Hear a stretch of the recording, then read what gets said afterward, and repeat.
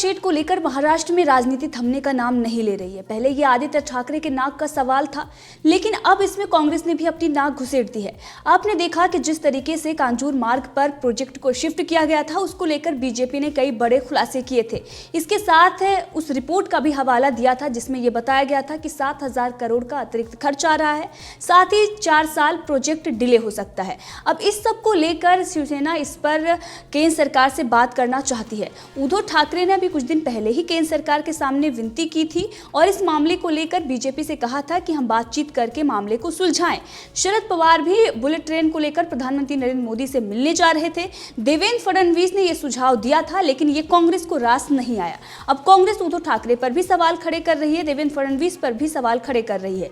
कांग्रेस के वरिष्ठ नेता सचिन सावंत ने बयान दिया है और जिस तरीके से लगातार ट्वीट करते हुए उन्होंने ये बताया है कि इस पर बीजेपी किस तरीके से झूठ बोल रही है, बीजेपी इस पर राजनीति कर रही है। ये जो जमीन है, इस पर मेट्रो प्रोजेक्ट क्यों नहीं बन सकता, जबकि इस पर घर बन रहे थे। तमाम चीजें उनके तरफ से की गई थी, लेकिन उस पर एक एक करके बीजेपी ने पलटवार किया है और सच्चाई क्या है वो सामने लाकर रख दिया है। लेकिन अब शिवसेना और शरद पवार नवाब मलिक को लेकर जो बयानबाजी कांग्रेस के नेताओं की तरफ से की जा रही है, ये अच्छे संकेत नहीं है। क्या मेट्रो प्रोजेक्ट को लेकर अब आपस में ये तीनों पार्टियां जो हैं वो लड़ने लगेंगी, ये देखते हैं। बीजेपी ने तो इस पर पलटवार कर दिया है, लेकिन कांग्रेस के नेता ने क्या कहा है इस बारे में हम जानते हैं। सबसे पहले अगर हम बात करें तो उद्धव ठाकरे ने केंद्र सरकार से इस पूरे मामले में विनती की थी और इसके साथ ही शरद पवार भी प्रधानमंत्री नरेंद्र मोदी से मिलने जा रहे थे। नवाब मलिक का भी जो बयान आया था और इसके साथ ही नवाब मलिक ने एक और भी बयान दिया था चिट्ठी को लेकर। अब इन सब पर तो कांग्रेस जली हुई थी, कांग्रेस को इस बात से मिर्ची लगी हुई थी और इसीलिए जब उद्धव ठाकरे ये कहते हैं केंद्र सरकार और बीजेपी से कि हम आपस में इस मुद्दे को सुलझा लें। उद्धव ठाकरे का जो बयान आया था और उन्होंने कहा था कि दुर्भाग्य से अदालत में हमारे खिलाफ कौन गया है, केंद्र सरकार। मुख्यमंत्री ने ये बताया कि जब भी केंद्र सरकार भी कोई परियोजनाएं लेकर आती है तो हम स्वागत करते हैं, हम किस तरीके से अपनी जमीन देते हैं, कई तरह की चीज़ें उनके तरफ से कही गई थी। लेकिन पहले ये दावा किया जा रहा था ये ज़मीन जो है वो राज्य सरकार की है, लेकिन जब उनको ये पता चल गया, जब कोर्ट में बीजेपी ने साबित किया और केंद्र सरकार ने जब कोर्ट में साबित किया ये जो ज़मीन है वो केंद्र सरकार की है, अब इसको लेकर उद्धव ठाकरे ने नरमी दिखाई थी।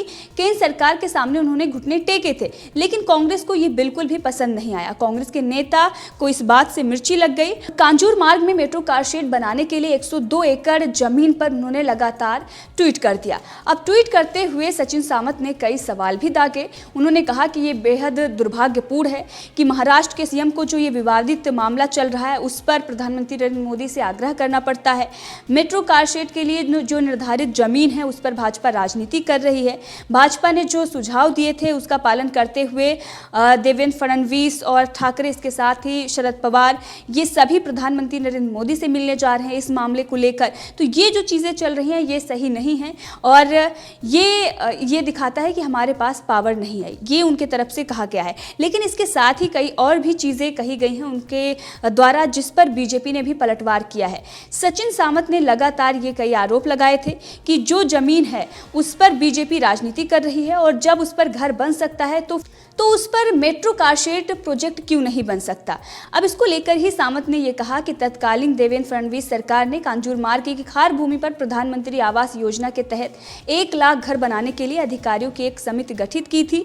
11 जून 2019 को इसके लिए जारी शासन देश में कहा गया था कि शाहपुर जी पालन जी के प्रस्ताव को स्वीकार करते हुए 1 लाख सस्ते घरों के निर्माण के लिए अतिरिक्त मुख्य सचिव की अध्यक्षता में 5 सदस्यों वाली समिति गठित की गई। हालांकि इस जमीन को लेकर महेश गरुड़िया और बिल्डर शाहपुर जी पालन जी के बीच हुए करार को 2016 में हाईकोर्ट ने रद्द कर दिया था।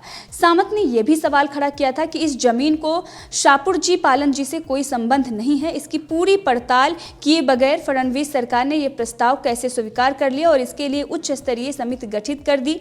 सावंत ने कई और भी आरोप लगाए। उन्होंने कहा कि इस मामले में आर्थिक लाभ के चलते ऐसा किया गया था। अब इन सबको लेकर बीजेपी ने बड़ा खुलासा खुलासा कर दिया। उन्होंने कहा कि कांग्रेस की तरफ से जो कुछ भी बोला जा रहा है सरासर गलत है। इससे पहले भी उद्धव ठाकरे ने भी जनता को भ्रमित करने के लिए कई और चीजें बताई थी, लेकिन उसका खुलासा बीजेपी ने कर दिया। उन्होंने बताया कि इस रिपोर्ट में साफ जाहिर है कि 4 साल जो प्रोजेक्ट है वो डिले होगा। इसके साथ ही 7,000 करोड़ का अतिरिक्त खर्च भी आ रहा है।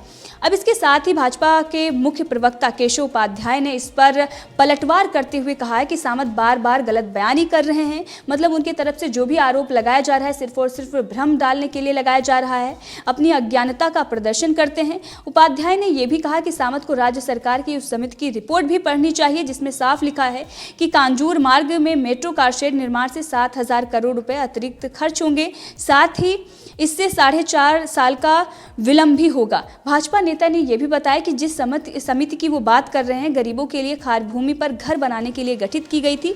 ये मामला अदालत में होने के कारण आगे कुछ नहीं हो सका है। मतलब यहाँ पर साफ कर दिया गया कि कांग्रेस से इसको बेवजह इस तरीके से तूल दे रही है, जबकि जमीन जो है वो केंद्र सरकार की है और बुलेट ट्रेन बनाने की वो जमीन है। मतलब यहाँ पर इस तरीके से प्रोजेक्ट को अगर आप लेकर आते हैं तो ये सरासर गलत है और ये दिखाने की कोशिश कर रही है कि आप जनता को भ्रमित कर रहे हैं। इससे पहले भी कांग्रेस कई मामलों में भ्रमित कर चुकी है, लेकिन यहाँ पर सबसे बड़ी बात जो निकल कर आती है वो ये आती है कि शरद पवार और उद्धव ठाकरे तो इस मामले को लेकर केंद्र सरकार से बातचीत करने के लिए तैयार हैं, वो तो जा रहे हैं। तो क्या शरद पवार के इशारे पर ही उद्धव ठाकरे ने घुटने टेके हैं और कांग्रेस इस बात से नाराज चल रही है? क्योंकि कांग्रेस नेता का जो ये बयान है ये साफ दिखाता है कि उद्धव ठाकरे और शरद पवार नवाब मलिक से वो नाखुश हैं।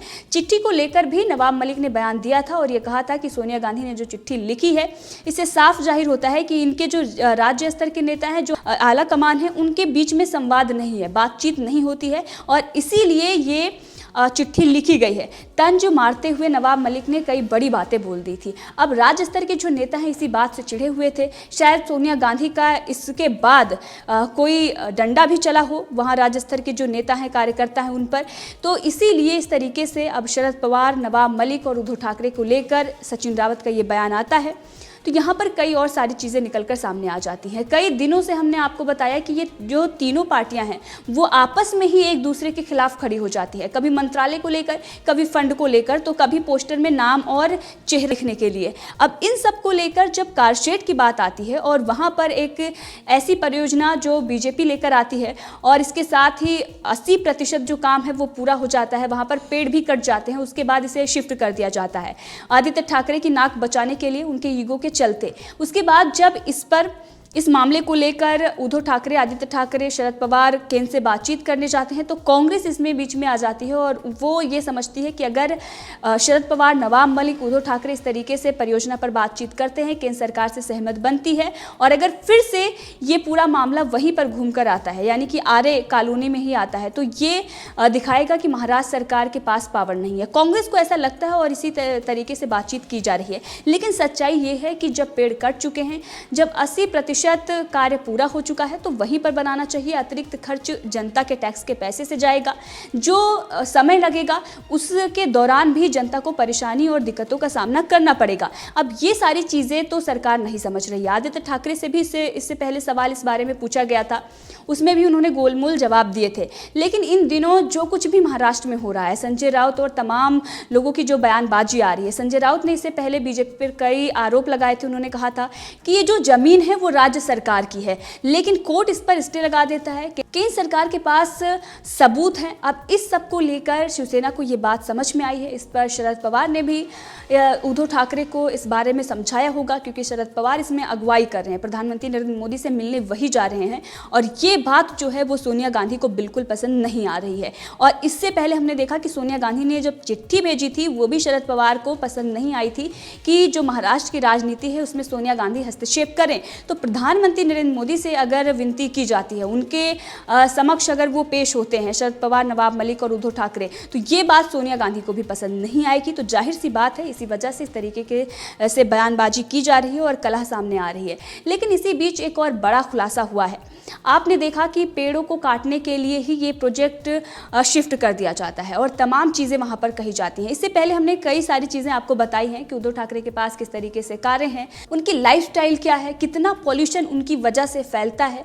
पेड़ काटे गए हैं उसको लेकर तो उन्होंने इस तरीके से केंद्र सरकार को उससे सवाल जवाब किया गया, बीजेपी से भी सवाल जवाब किया गया और ये कहा गया कि पर्यावरण को नुकसान पहुंचाया जा रहा है। लेकिन जब विकास होता है तो वहाँ पर ऐसी घटनाएं होती हैं और इसके साथ ही बीजेपी ने ये भी कहा था कि ये जो पेड़ यहाँ से कटे हैं वो कहीं और लगाए जाएंगे और बीजेपी उस मामले में कार्य भी कर रही थी। लेकिन इसी बीच एक बड़ी खबर आ जाती है कि बाला साहब ठाकरे के स्मारक के लिए महाराष्ट्र में 5000 पेड़ कटवाएगी उद्धव ठाकरे सरकार। अब इस पर बीजेपी की भी निगाहें और इस पर उन लोगों की भी निगाहें हैं जो ये कह रहे थे कि विकास का जो काम हो रहा है, जो आर्य कॉलोनी में मेट्रो कारशेड का प्रोजेक्ट चल रहा है उसको चलना चाहिए।